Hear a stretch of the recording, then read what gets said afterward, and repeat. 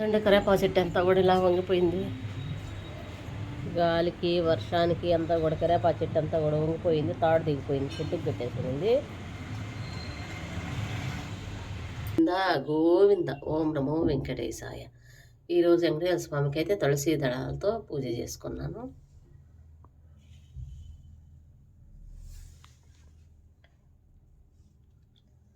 ఓం నమో వెంకటేశాయ, ఓం నమో నారాయణాయ, ఓం నమో వెంకటే. నెయ్యి కారం వేసి దోశ పోస్తున్నాను.